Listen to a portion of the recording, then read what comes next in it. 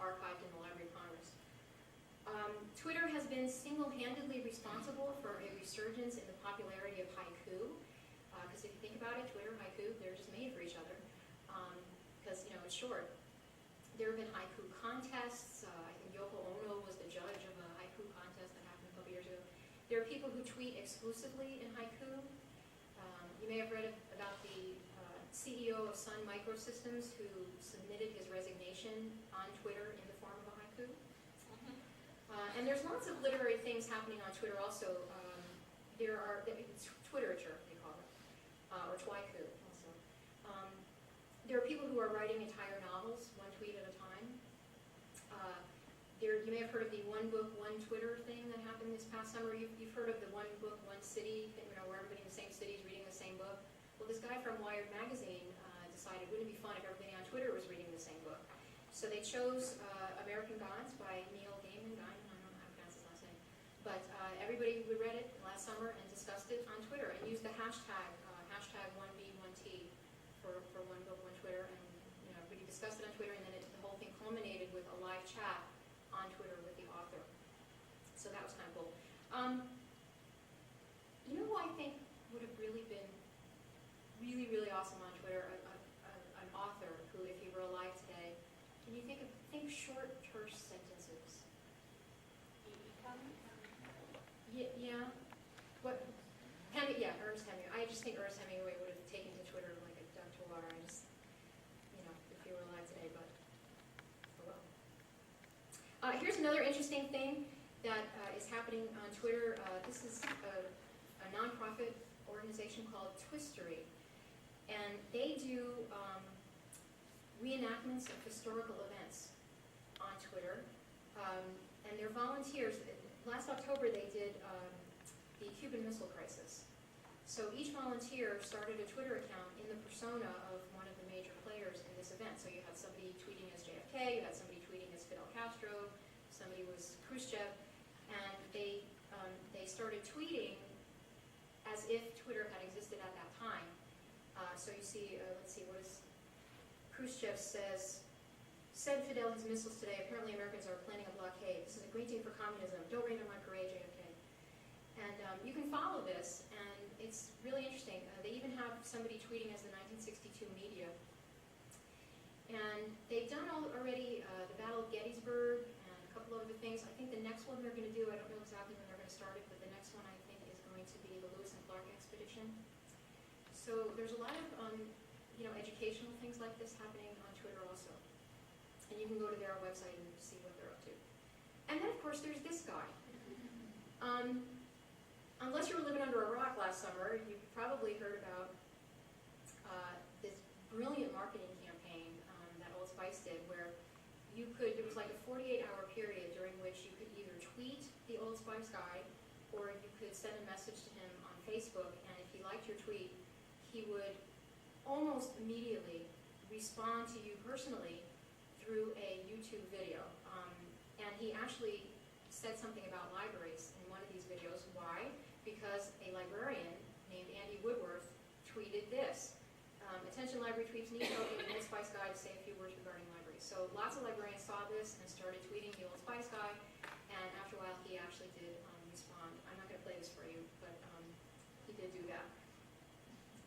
And businesses, of course, are now scrambling to come up with ideas just as good. Okay, so what can we as librarians do with Twitter? Well, we've already talked about a few things. It's great for finding and sharing information, tapping into the wisdom of the crowd, by asking questions, keeping up with the latest. People are always sending you links and stuff, and connecting with colleagues. And when I say connecting with colleagues, I mean colleagues from all over the place. I follow librarians from all over the country. I follow librarians in Scotland and Australia, just all over the place, people I don't even know. Another thing you can do is Twitter a conference or a workshop session. You might have been to conferences where you see, you're at a session and there's somebody standing up at the podium speaking, and then you see all these people on their laptops or on their cell phones typing away, and you're thinking, geez, how rude, this person is talking and these people are on their cell phones. Well, they're not really being rude, they're actually Twittering the conference. And what I mean by that is they are providing their own running commentary of what the speaker is talking about. So if you didn't make it to that session or that conference, you can get on Twitter and see what people are saying about that speaker.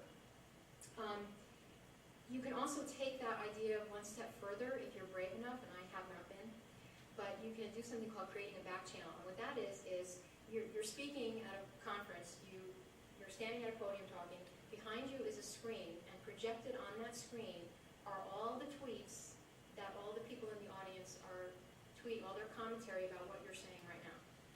So that everybody in the audience can see everything. And you can do things like field questions. People can ask questions, on their cell phone, and it'll show up here, and then you can keep looking over and answering questions and stuff. A lot of people, speakers and audience members both, find this very distracting.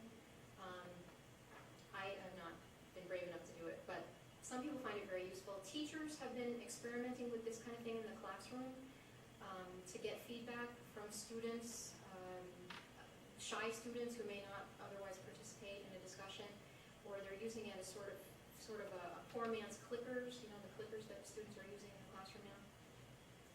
If you go to the link that I gave you, there are some articles there about people who are doing this, and you can read more about that.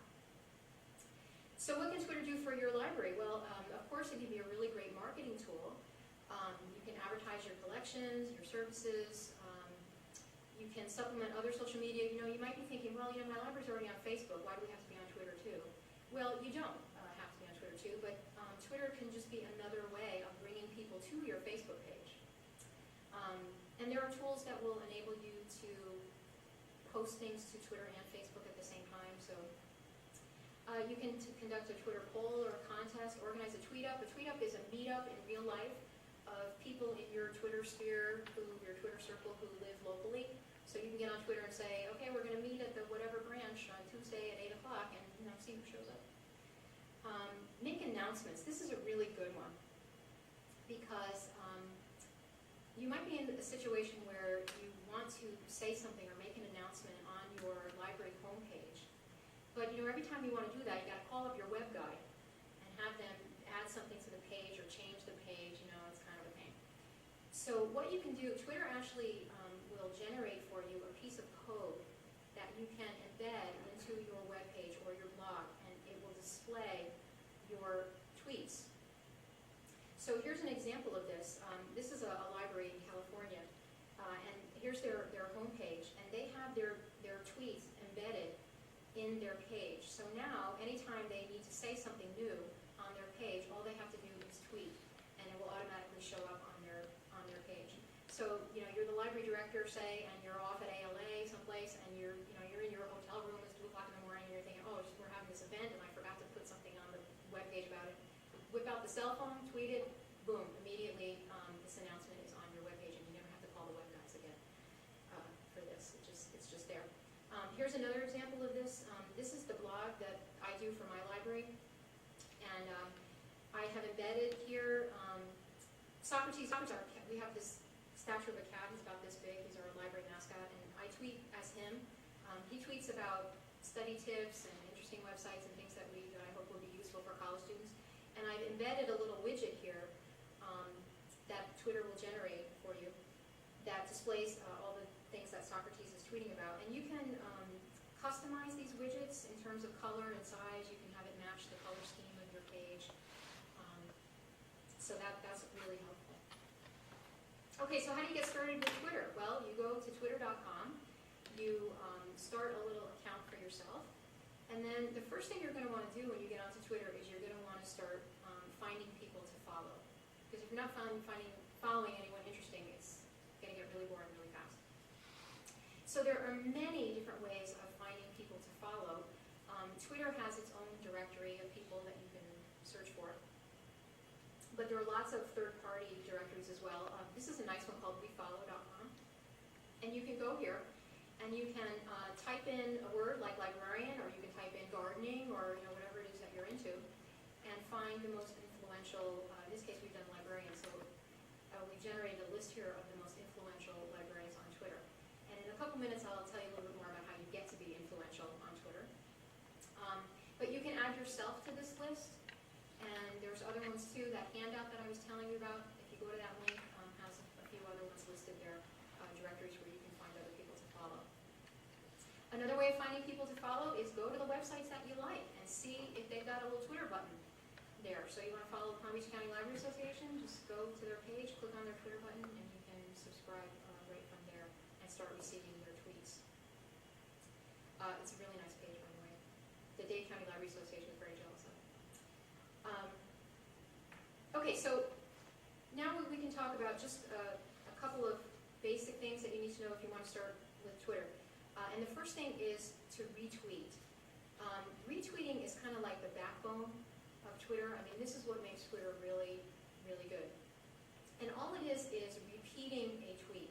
So for example, if you're following somebody and they tweet something really interesting and you think it might be interesting for your followers, you repeat the tweet. And there's a couple of different ways of doing this. Twitter has a little button that allows you to just click the button and retweet something automatically.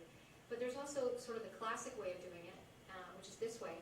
And the way you do it is you begin your tweet with the letters RT, which stands for retweet, and then you put the @ symbol, and then the name of the person, the Twitter name of the person who tweeted this thing originally. So you're giving credit to the person who tweeted it originally. And then you just repeat the tweet.